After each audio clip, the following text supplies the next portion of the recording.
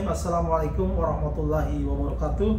Dengan saya Darso Arif Bakwama di Toiba TV pada hari Ahad tanggal 24 Maret 2024 atau hari ke-14 kita jalani ibadah Ramadan. Kita kali ini mau bicarakan soal beberapa pakar ekonomi syariah yang pernah membantu Jam'an Nurul Mansur atau Yusuf Mansur, namun belakangan mereka mengundurkan diri dari jabatan mereka sebagai komisaris di perusahaannya Jam'an. Saudara-saudara, pada video saya terdahulu yang berjudul terkait kredit 120 miliar, Yusuf Mansur pernah berperkara dengan Bank CIMB Niaga. Dalam video itu saya maupun Pak Zaini Mustafa sebagai narasumber video itu menyebut nama Bapak Muhammad Syakir Sula dalam video kami. Nama itu kami sebut karena terkait dengan sebuah perkara yang digugat oleh CIMB terhadap PT Adi Partner Perkasa, di mana Yusuf Mansur di situ sebagai komisarisnya dan juga Pak Muhammad Syakir Sula sebagai komisarisnya juga. Dalam perkara tahun 2011 lalu yang kemudian perkara itu dimenangkan oleh CIMB, Pak Syakir Sula sebagai Muhammad Syakir Sula sebagai komisaris di perusahaan Adi Partner Perkasa itu tidak diikutkan dalam keputusan Pengadilan Jakarta Selatan kala itu. Kenapa? Karena saat terjadinya peristiwa hukum itu pada tahun 2011 ketika Adi Partner Perkasa berurusan dengan CIMB dalam kredit senilai 120 miliar, Pak Muhammad Syakir Sula sudah mengundurkan diri dari perusahaannya Jam'an Nurul Mansur itu. Saudara-saudara, dalam penelusuran kami berdasarkan dokumen-dokumen yang kami punya termasuk keputusan pengadilan itu, diketahui bahwa Pak Muhammad Syakir Sula ini adalah seorang pakar ekonomi syariah di tanah air.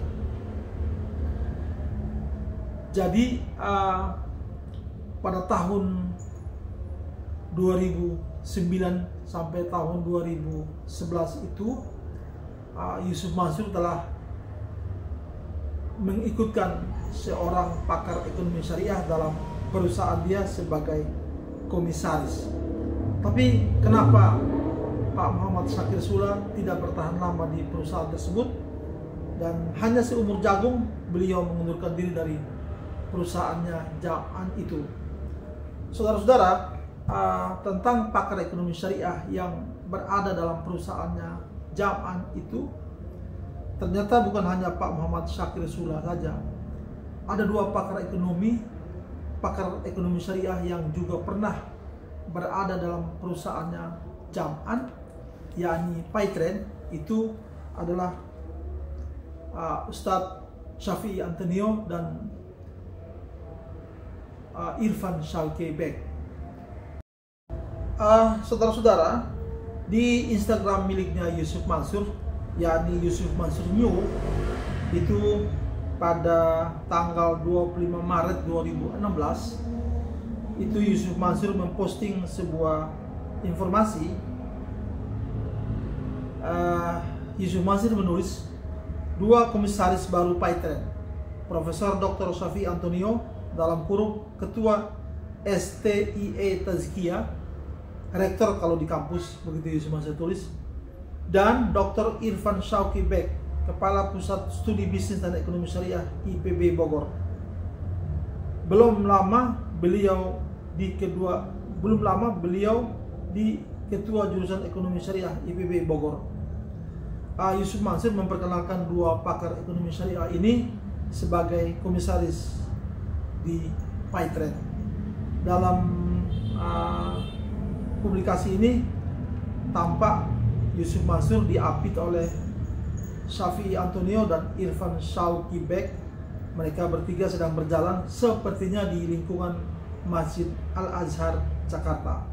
Nanti saya sertakan kopi Instagramnya Yusuf Mansur ini di dalam video ini biar kita sama-sama melihat. Saudara-saudara, seperti pada video yang terdahulu, Irfan Shawky Bek juga pernah mengaku kepada saya lewat pesan WhatsApp bahwa dia tidak lama berada dalam PayTrend. Tahun 2019 dia sudah mengundurkan diri dari PayTrend. Padahal kita tahu tahun itu PayTrend sedang booming, sedang diminati banyak orang, dan Yusuf Mansur sedang berada di puncak giat-giatnya dia memperkenalkan PayTrend atau mengundang orang untuk bergabung di PayTrend. Saudara-saudara, begitu juga ada beberapa dokumen yang saya miliki itu memperlihatkan bahwa Pak Shafi'i Antonio itu juga tidak bertahan lama dalam PayTrend.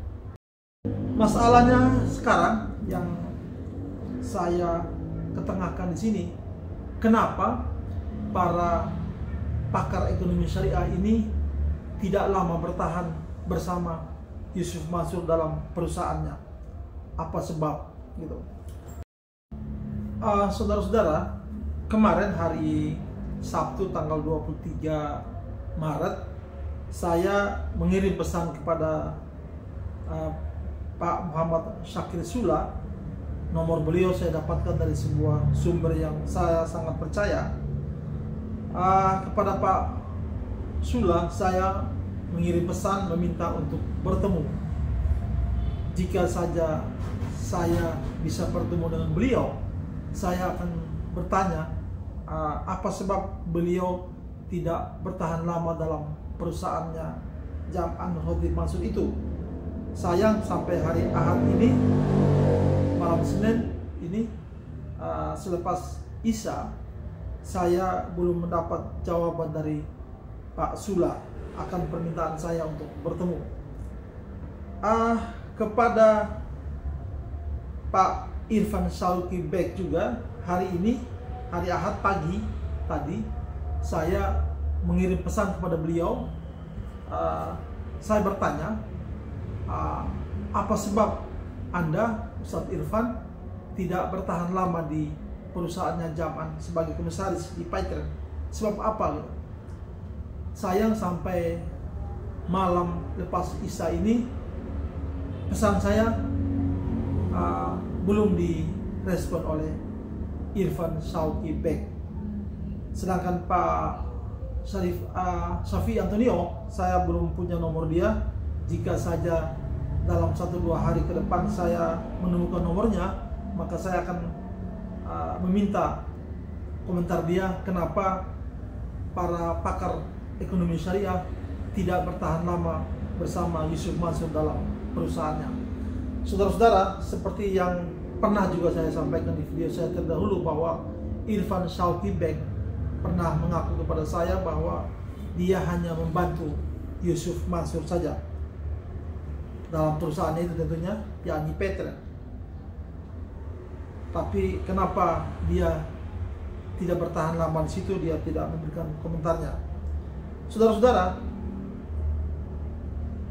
di antara para pakar ekonomi syariah yang saya sebutkan tadi, itu belum pernah saya mendengar atau saya membaca komentar mereka soal gerakan ekonomi yang dilancarkan oleh Jam'an Khotib Mansur.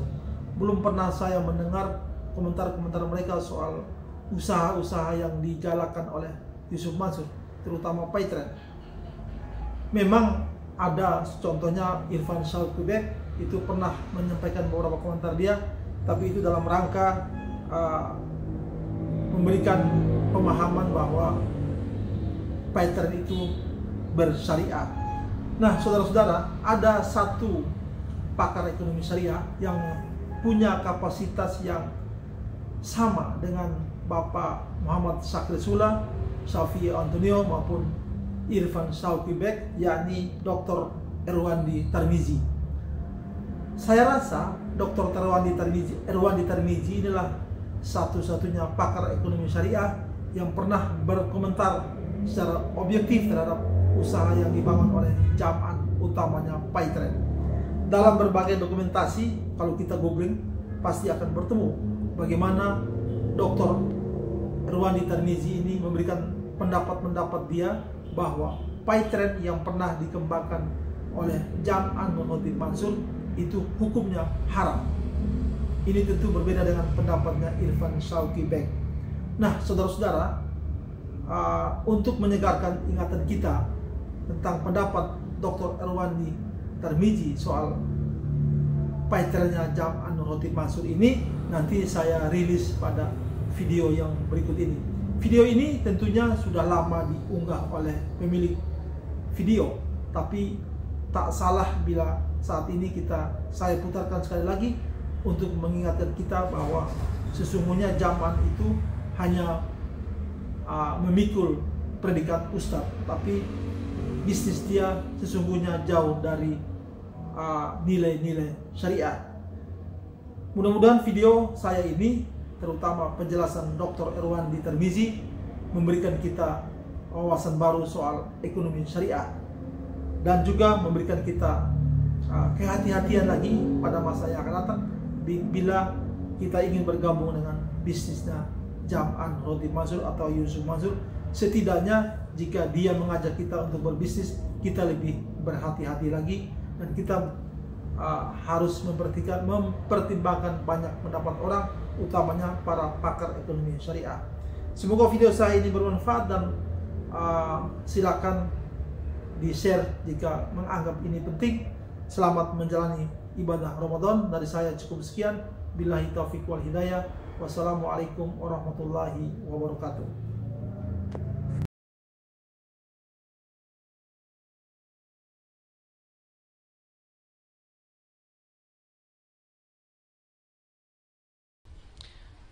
Afwan Ustadz, pertanyaan Ana, bagaimana hukum dari PyTrend yang terkenal sekarang ini?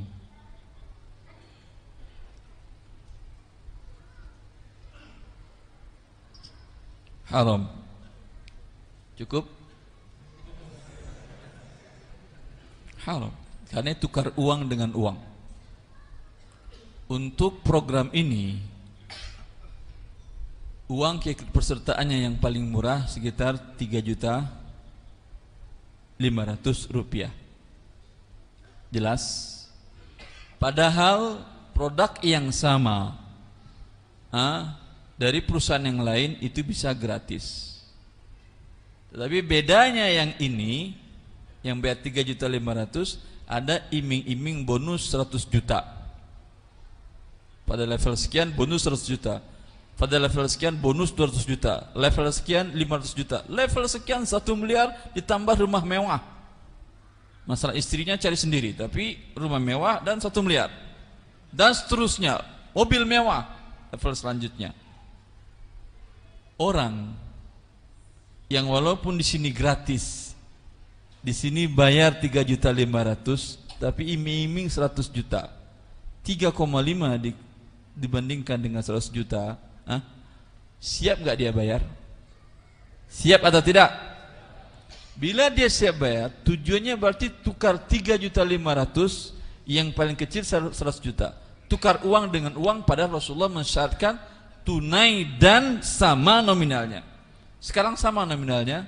Tidak, terjadi riba fadl. Tunai? Tidak, terjadi riba nasi'ah. Dan lebih dari itu, bukan sekedar riba saja, ini juga mengandung unsur judi. Kalau orang main judi umpamanya, ada dilemparnya ke atas umpamanya uang recehan. Kalau keluar yang satu, 2 sisi, satu ini kamu bayar 1 juta, yang ini kalau enggak saya bayar 1 juta. Ini spekulasi dengan kesempatan dapat dan tidak berapa persen? 50%. Halal atau haram? Haram. Ijma' semua kaum muslimin dan semua orang berakal, ini bagian dari judi dan haram. Dalam usaha PyTrend dan semua MLM, dijelaskan oleh Dr.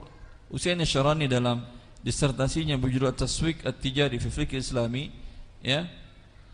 Beliau menjelaskan dari penelitian di dunia, yang daftar 3.500.000, yang dapat 100 juta, yang dapat sekian-sekian itu paling sampel terbanyak 4% dari yang 100 orang. 4 orang dari 100 orang, berarti 4% kesempatannya. Karena kalau 50% tutup besok dia. Iya atau tidak? Kesempatan cuma dikasih 4 orang. Kalau tadi 50% dengan spekulasi 50%, haram ini 4% dengan 90%. Ini selain haram pembodohan. Yang mau ikut ini hanya orang-orang bodoh. Iya atau tidak? Iya, iya. Jelas ini. Nah, walaupun ada embel-embel kata syariah di belakangnya. Bagaimana hukum paytren? Bagaimana dengan fatwa DSN MUI yang menghalalkannya? Jazakumullah khair.